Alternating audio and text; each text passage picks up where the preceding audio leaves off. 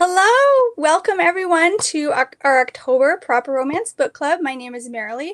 I'm one of the admins, and I am here with the one and only Sarah M. Eden. I demand to be called that at all Yes, times. that should be your official title now on everything. Thank you so much for joining us tonight.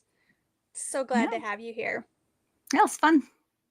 Those of you who are watching at home, go ahead and comment. Let us know where you're joining us from. And just a reminder, we actually have two giveaways this month. One is the giveaway that's based on all the comments and interaction that you've had with all the posts for the month. And for that one, we are giving away a signed copy of the Christmas Jars Cookbook by Jason Wright. I've heard it's amazing. So definitely go back, make sure you comment on all the posts for the month so you can get entries into that. And then we actually got special permission to give away tonight, just to the people who are watching the live, two signed copies of Echoes of the Sea. Yay! So we will be giving those away at the end of the live, and every comment that you make is an entry into that giveaway. So comment away, let us know where you're from, and let us know throughout the chat if you have any questions for Sarah, and we will add them to the ones that we already have. You definitely want one of these. I know that somebody commented they wanted to read it this month, but their library had like 52 holds on the book. Oh no. They didn't think they were going to get it in time. So especially if you are one of those people waiting to read it, or maybe you've already read it from the library, listened to the audiobook and you loved it, now is your chance to get a signed copy. So make sure you comment and we'll give those away at the very end. Okay, Sarah, we have a lot of questions. Okay. A lot of people are very curious to know your thoughts on some things. See how well the brain's working tonight, Let's guys. It's go. been a All long right. day. Are you ready? Okay. Okay, first, some questions specific to Echoes of the Sea. We had several people wondering how you came up with the idea of the storm tides that you use in the series. Well, it goes back to the first book, Tides of Time, where after deciding I wanted to write about someone from the French Revolution and deciding probably the only way for them to escape it was by literally leaving the whole entire time behind.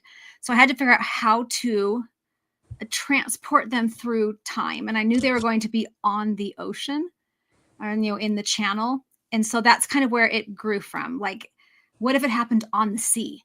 And what would accompany it? And so I felt like a storm was the best symbol of the kind of chaos that Right. would bring about. And storms already feel a little dangerous and a little otherworldly when you're out in them on the open water. So it really came from that needing a method of time travel that made sense for where it was happening. And it grew out of that. So then sat down and came up with all the lore and how it is supposed to have worked and what people have thought about it over the years. And yeah, so it grew out of necessity. Right. Well, and the storms themselves being chaotic are a great symbol for what's happening to the person who's going through it, who's being tossed into a whole nother time, and you have the special lightning and all these things happening. So there's so much symbolism there. I love that. Okay. What's the hardest part about writing time travel stories for you? There were different struggles for the two books. With the first one, it was figuring out a way to help modern day readers understand that Victorian England would feel almost incomprehensibly modern to someone because it's so old fashioned to us. So it was trying to present it that way, where you would realize, oh, well, yeah, someone from the 1700s would find trains and, cast iron stoves and baking soda. Very modern, when it doesn't feel modern to us. So that was kind of a challenge there. With the Echoes of the Sea, I ran into the difficulty of you have a character who's from modern times, so his voice is very modern. And so to maintain that modern internal voice when what I'm writing reads a little more like a historical romance, it was trying to keep that accurate without it feeling like it was clashing. It Right. helped that when he spoke, he used more historical language, but I had to keep myself from pulling his internal voice too historical because he's a modern day Right. dude. So that Was was it a big challenge there. was it hard going back and forth when they were talking, like her dialogue and his line, with the historical and the modern? Yeah, I think the hardest was jumping from his internal voice to what he was saying, because it's a little easier when it's a totally different character because their voice gets in your head. Got But the it. fact that he used two different voices, essentially, I would sometimes catch myself either having him speak too modern or think too historical. And I'd have to step back and go, wait, wait, wait, Wait, wait, wait, wait, wait. wait. Yeah. Yeah. Sabrina's asking what's harder, time period jumping forward or time travel going back? Um, it might be different if I had someone from the past jumping all the way to modern day, but in Tides, having someone jump forward but still in a historical era, that was very challenging because I had to figure out what would be new and unfamiliar to them and what wouldn't be. Um, because as a modern day person, it all seems familiar and old Right, fashioned. right. So that was very challenging, was figuring out what they wouldn't know, and what would be new to them. I think if I brought them all the way into the modern day, it'd be easy to say someone from the 1700s Everything. wouldn't know about internet or phones or cars. Right. Exactly. So in terms of the two that we have out, there was the jumping forward that was harder, but I think it's because they still stayed in a historical era. Right. You still had to figure out what was there that time period and what wasn't. What was Wasn't new and what wasn't. exactly. That's which requires a lot of research, which I'm sure was Yes. just horrible for you to have to go Oh, in. miserable, guys. I It's just- suffered a lot. We all know Sarah hates her research. I love it. It's so fun. Do you have a favorite character from this book or one that you might relate to the most? I don't know if I have a favorite or even one that's, like the most like me. That it's such a fun like cast of characters. I love little Mick, who just runs all over this island, kind of just runs the place and is like, whatever, over it.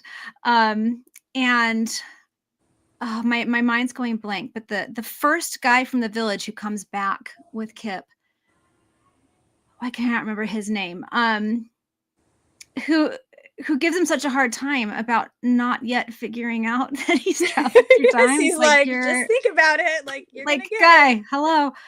I loved him because he was just so chill about it, but also really enjoyed giving him a hard time. So like that was really fun. And Kip's fake aunt toward the end, like she cracked me up. So yes, yeah, it's just overall it's a fun cast of characters. I also loved writing Kip because his internal voice is funny. Like he's a little self-deprecating. There's just enough wry humor there that was fun, really fun to lean into. he's a great character, and I love that some of the townspeople knew, and had it figured out before he did. Or just that the scene where when he's in town is just one of my favorites of the whole book. I just thought that was hilarious because they know what's going on. They still believe in folklore, so they're like, "Oh, we know what this is. Oh, he hasn't figured it out yet. This is going to be fun." Yeah, exactly. Which is fun because usually in a time travel, nobody believes you, and it's this big, thing. Yes. But in this one, they knew what was going on before he did, and that was so fun. Exactly. Okay, several people asked this question. They said, if there's more in the series, would we ever see Lily and Armitage again from the first book? Yeah. I would love to hear more of their adventures because it's hinted at that they're like traveling on the seas. Right. So will we ever possibly see them again? Yes. The question of whether there are more in this series is in many ways kind of out of my hands right now. In the ideal circumstances where I got to just write as many in this series as I wanted to write and every story I would love to tell, absolutely they will. It's mentioned in Tides of Time. I think it's the captain who tells Lily that she is like a linchpin in history. Yeah. On the tides. And if I get to keep going with this, you'll see what he means by that, because yes, they will show up in others. That would be so fun. Yeah. I love them. Okay, we're all keeping fingers crossed. Everybody, Yes. let's hope it happens. Um, would you ever have your time travel characters cross over into any of your other books or series? Or is this a complete standalone? Yeah, no, I think I would keep them fully separate just because the moment you introduce a magical element into a story that was never meant to be magical, you throw off the whole lore of that other series because suddenly it's Right. not the story you were telling before. If you're not setting it That up makes already sense. to be, yeah, to be kind of, paranormal or magical, then yeah, it just it messes things up. Yeah, which Maybe in makes my sense. mind, I might be like, "Ooh, you should go visit." Write some fan fiction, you know. There you go. That's what it needs. They can go visit Persephone and the Duke or something. And Yes. You imagine how annoyed Adam would be. Why do these people keep showing up at my house? oh man, oh that would be such a fun story just to write, just for the heck of it. Yeah, yeah. Oh my word. Any fun and interesting facts you learned while writing this book? This one. I don't know if I can think of any specifically. Because Guilford Island is, they call it the little sister of Mont Saint Michel in France, which is an island that becomes an island as the tide comes in and out. I did end up spending a lot of time looking into storm surges and tides and what that would mean for could something be covered up and would it stay covered up if there was a storm surge and for how long. So there was some of that I had to kind of look into. Those kind of facts. But yeah, but overall, since it's set in the Regency era and I know that pretty well, I don't have to do a Didn't have ton to there. do much. Did The you have to idea for the study? whole story came from hanging out with actors on the set of Right? Seeking Persephone. So that was just me taking notes. Tell me more about how this industry crushes your soul. That's right. I'm going to put you in a book. Can I use your pain and suffering for my benefit? Right. That's Yeah. right. Did you have to research a lot about lighthouses for the first book? Yes, a ton, actually. I have a huge book. It's on one of these shelves somewhere that I ordered from a lighthouse that's now like a museum, 2 lighthouses on the coast of England.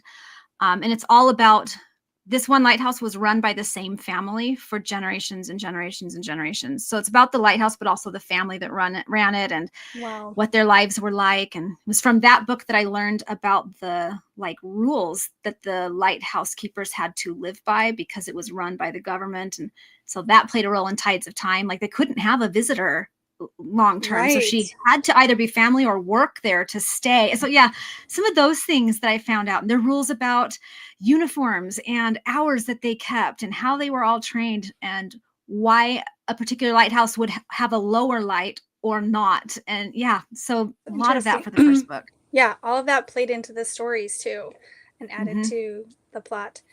Okay, someone's asking, said, if I remember correctly, the book mentions possible other locations where there are tides of time. Will future books always be set in the channel, or will there be other? Will there be other locations?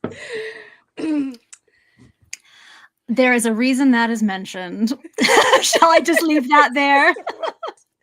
We know you like to hold your cards close to your vest, so I sure do. But that's not an accidental mentioning, is what you're saying. Exactly. It's a very purposeful include. Yes. Okay. It's not a throwaway revelation. They're saying, don't give that look, Sarah. Unfortunately, people have come to know it very well. Yes. That look means I know the answer and I'm not going to tell you. We know when Sarah's keeping a secret. And she's good at keeping secrets, so I don't think we're going to get that one out of her. All right. This is an interesting question. If you could pick a major or minor historical event to time travel to, what would it be and why? Oh, man. If you were in the book, where would you go? Where would you want to go? With the caveat that I could come back without we wouldn't get any more books if you got stuck there. So yes. Exactly. I'm declaring that you may return.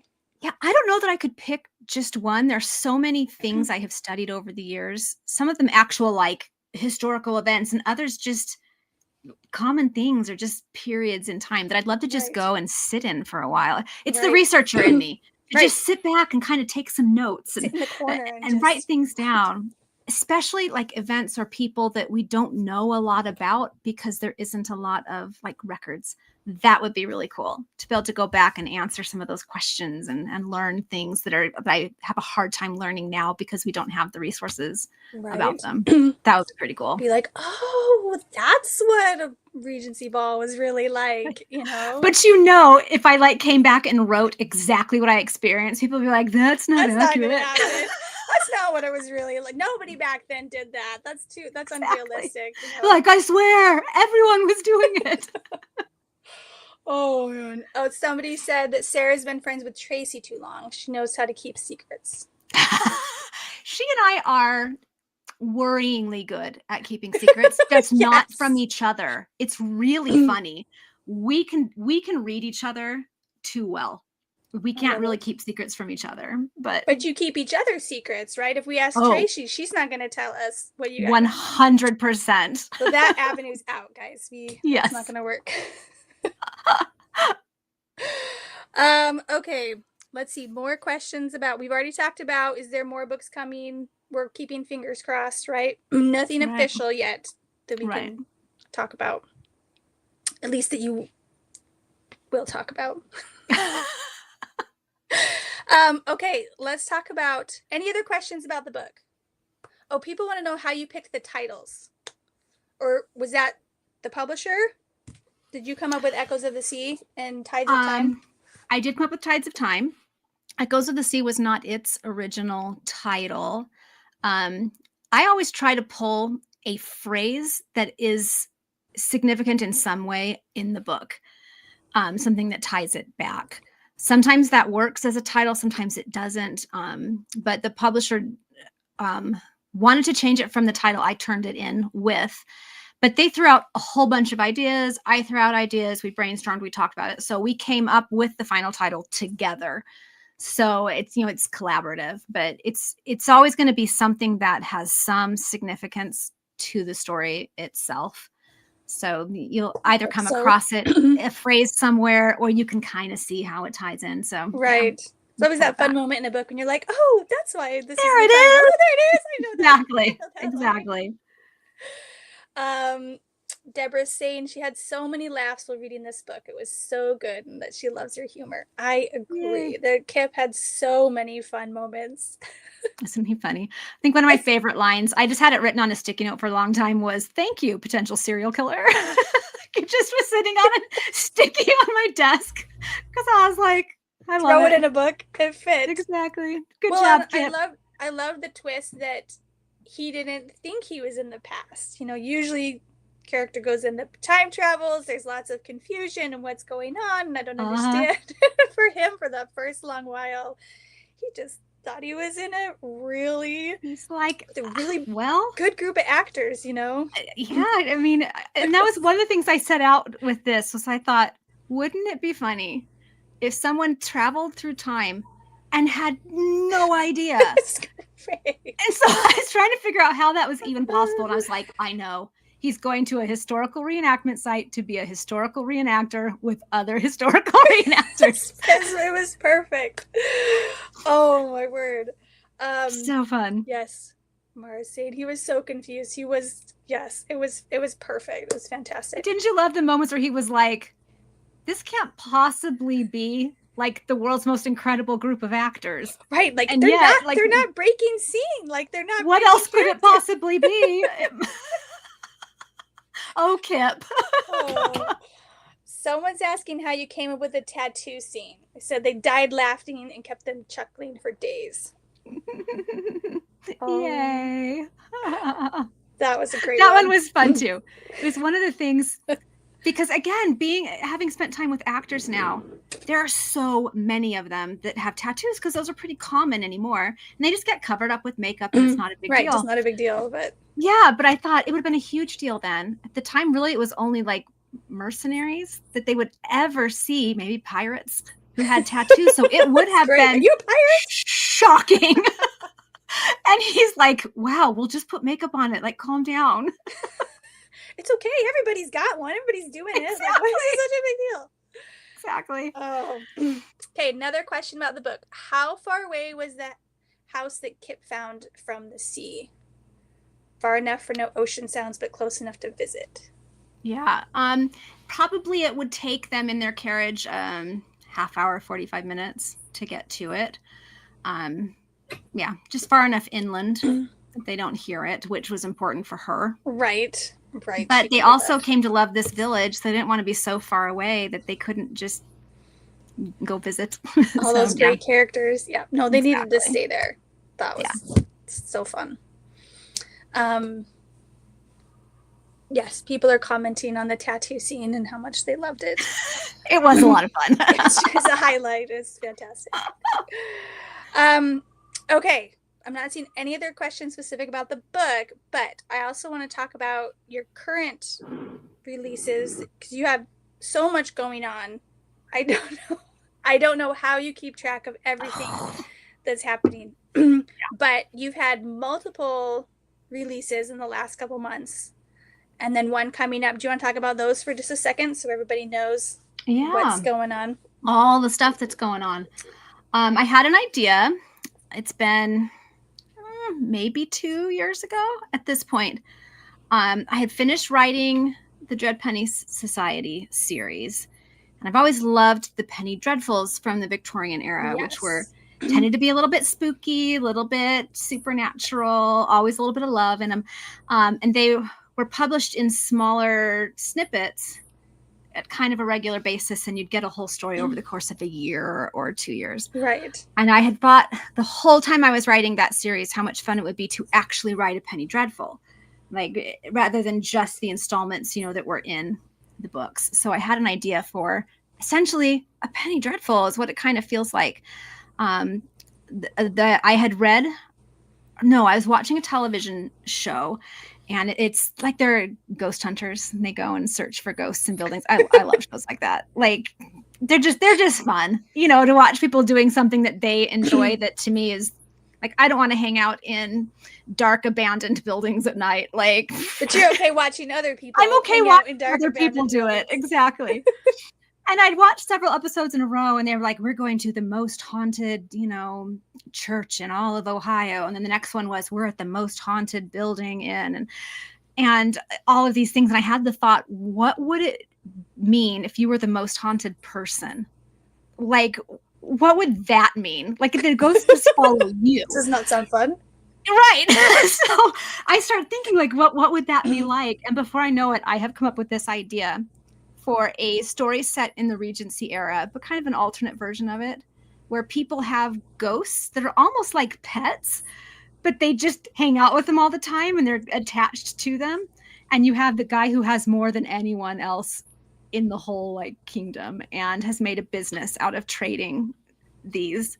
And so that's kind of where that started. And so came up with a plan to release them as novellas in kind of quick succession, that I'd tell the whole story, the whole series within a year through regular installments. And I loved the story idea, but I just felt like it was one that in particular would be an amazing audiobook to listen to. Yes. So I reached out to Jake Stormone, who plays the Duke of Kildare in Seeking Persephone. And I believe that conversation began with, how much do you love me? And I'm pretty sure his answer was, oh no. So I gave him the basic pitch of what these books were going to be. And he said, that sounds like fun. I'm in. Oh, I love it. So we've set out the first two so far. This one came out about 2 weeks ago. This one came out on Tuesday. They're our first two installments. We'll have all of them out within a year. And it's the story of this man who has this mysterious and secretive past that he's had to keep hidden. And ghosts are starting to show up who know things about him.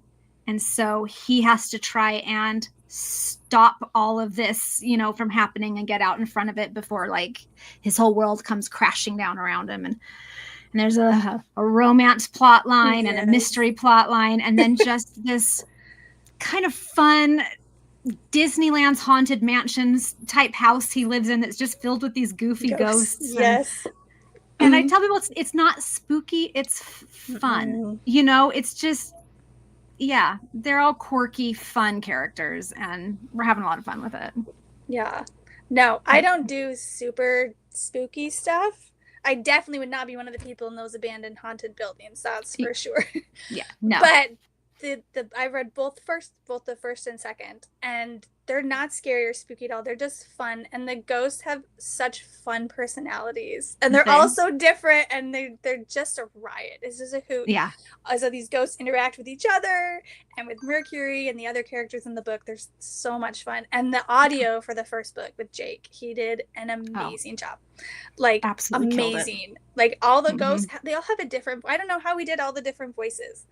It's amazing. Yeah. Like he's so talented. Yeah. So he sent me a video from one of his times in the recording booth, and he literally jumps between them in real time. I kind of wondered if he would record one ghost's lines all at once, you know, and then he'd switch to the ghost with the Scottish accent and do all of those. No, right. He reads it through and jumps between them all. That's crazy. That's talent right there. That's right. Amazing. But no, they're absolutely incredible. Someone so saying happy they can he was see game. Jake as Mercury Rain if the movie's ever gonna move. I know. Just saying. I know people. I don't think the man can tell you no. So if you ask this is the takeaway. I could talk him into almost anything, guys. Right. I love it. So we have the first two out, and then how many are there total will there be in the Mercury Rain? There will be 6. 6 total. Mm-hmm. So there'll be 4 more will come out next year. Fantastic. So we have lots more to look forward to. Yeah. I've just finished writing the 4th one. Oh, yeah. So, yeah. Okay. Very fun. 2026 is going to be a good year. And then, so we had Echoes of the Sea, 2 Mercury Rain books, and then we've got another one coming out. Yes. And guys, I just got my author copies. Ooh, so November 11th. Is that right? Yeah, Love in a Mist. Yep, November 11th. That one's coming very, very soon. This is the next Gents book. This one is about Lord Aldrich, the one they call the General. And his love interest, which this isn't a spoiler, it's on the back of the book, is Celeste Fortier, which is Henri's sister. So love it. Aldrich and the Gents head to Paris on a super secretive mission. Ooh, they're connected headed to Paris. To Aldrich's late mother, and are there. And those of you who know your history, they are in Paris in July 1789. And if you know your history, things are about to get going down. Very interesting. Yes. Oh man, this will be so good. And then there's one more Gents book after this. Mm-hmm. Am I counting one right? more? Gents, yep. Okay. That'll be for Digby, the one they call the King. Yes. Of course, you had to save him for last. He's the one that we all have guesses about and theories and anxious to know what happens. Yeah. So, that one's I have written. In true Sarah fashion, it's last. Yep. I know how to build things up, guys. Yes. I didn't start this yesterday. Oh man. Okay, somebody asked, how many projects are you working on right now? And can you give us hints what any of them are? In all of their various stages, I'm at probably at least a dozen. There are so many. Yeah, I know. That just makes me tired just thinking about it. Yeah. Between books and movies and events and probably at least a dozen in various stages. Oh my word. That's a lot. How many things will we get to see next year, do you think? I think one's been announced. Yes, I believe there will be 7 books next year. Okay, so 7. Rain, the Finbar's story. Finbar's book in the Hope Springs series. And then if all goes to plan, you'll get a Huntress's book and the Last Gents book next year. Cross your fingers. None of that's set in stone, but that is the hope. We'll see if Sarah can make it to 2026. If you don't collapse in an exhausted I know. We just had our premiere of Seeking Persephone. So that's like a private screening for the cast and crew and some investors and all of that. So we've done that, but we're still we have a distributor, but they need to go secure distribution, meaning figuring out what platform it's on and all of that. So we're working on that. And there are some other things connected to that. I've been shocked how much it takes to get a movie out, guys. I can't even imagine. Just today, and then I'll be back again tomorrow. I was meeting with the director. We're going through the edits of the Sheriffs of Savage Wells movie, which I believe that will come out sometime next year. Oh, goodness. I have another screenplay being shopped right now. Everyone cross your fingers on that one. I have another that I recently finished writing that I'm hoping will get picked up. I had an idea the other day for another book series that I was like, brain, stop. You have too much. So I just wrote it down real quick so I can come back to it. But don't lose the ideas. Yeah, someone's asking if you ever give your brain a rest. No, probably I'm not. So bad about that, guys. So bad about that. On Monday, the day of the premiere, I told myself I'm going to give myself the day off so I can just relax, and kick back and enjoy. And by noon, I was like, oh my gosh, this is the worst. I should be working. And my parents were in town for the premiere, and my sister, and they were like, oh my gosh, Sarah. Stop. It's like, I can't do it. Oh, man. And then I know in January, something really fun is coming up. Someone's asking, they want to know how many who are watching are coming on the readership cruise in January. Me! I'm going to be there. I'm so excited. It is going to be so incredible. I'm super, super, super excited. The more I hear about things that are being worked on behind the scenes and the fun events and activities and everything that we're going to do, it's going to be amazing. It's going to be so much fun. It is. It is. I just chatted with Liz a few weeks ago about some ideas that she had for all the Bookstagrammers and people coming. And it's going to be so much fun. It is. It is. I love it. So if you're going, let us know in the comments. It's going to be fun to see everybody there. All right, last question. How do you keep everything straight? How do you keep yourself organized with all of your things? What's your big tip for those of us who feel like we're losing it?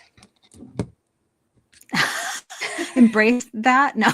Embrace the chaos. Yeah, you can't help that. Embrace the chaos. I have lots and lots and lots of lists and spreadsheets and charts that help, but obviously nothing's perfect. So a lot of it is kind of cutting yourself some slack because you're going to forget things and you're going to get things mixed up. And right. And the hope is, and this happens a lot in the book industry. I've found it's true in the movie industry too. It feels like even if you try to space out projects, they'll all come to like a head at the same time. So you'll go through periods of time where everything's happening at once, and that's a little bit wild, but you kind of hold your breath until you get past that little hump, and then you can kind of breathe a little. So I feel like that's going to be like probably March of next year for me, that I'll be like, oh, okay. I say that, but right. Yeah. I think we've learned that, something's going to happen. Something's going to come up. Exactly. You'll get another great idea and just go with it. I know. I'm like, come on, brain. We need to rest. Well, hopefully on the cruise, you can take some time to relax, soak up the sun. Yes. You're going to find me somewhere on a deck typing. We'll put Tracy on it. We'll have Tracy. Your job is to make sure Sarah relaxes, I'm Sarah. Go find her. Commandeer her laptop. Go hide it. Lock it up somewhere where she can't find it. Exactly. Make her relax. Anybody can accomplish that. It would be Tracy. Yeah. All right. Okay. Why don't we go ahead and pick our winners for copies of the book that will come as well with the art prints that came with the book. I don't have mine close. It's upstairs. I don't know if you do, but the art is gorgeous. It is. So, all right. I'm going to start scrolling. Do you want to tell me when to stop, Sarah? Okay. Stop. Crystal Kofi Coffee, I'm sorry I don't know how to say your last name. You are our first winner. I should write this down Woohoo. because I will forget. Okay. All right. And let's scroll again for number 2. Okay. Stop. Wendy White. All You right. are winner number 2. So Crystal Coffee, sorry about your last name if I'm messing it up, and Wendy White, you are winners. If you want to either send me a message or Proper Romance Book Club on Facebook, we will get your information and get your prizes Yay. sent out. But thank you to everyone who has joined us. Do not forget to go back to all the posts for the month and keep commenting, because the giveaway for the Christmas cookbook, the Christmas Jars cookbook from Jason Wright, is still open. We will wait until November 1st to pick that winner. And there's still another post going up from Sarah next week. So watch for that and get your comments in. And we will pick that November 1st. And then next month, we will be reading a new book. Where's my copy? Which one is that? We're doing Winterset by Tiffany Oda. Fabulous. So put it on hold at the library now, especially if there's, a whole bunch of people waiting with your 50 people ahead of you. So that you can join us next month for that. But thank you so much for everyone for being here, for commenting, and thank you again to Sarah for joining us and being willing to chat about all the fun things. We so appreciate you, especially knowing how busy you are. It's a little wild, guys. This is relaxing for you, and yeah, no, this is fun. A little break from all the other things you have going on. But right. Anyway, thanks everybody. Appreciate it. Have a good night.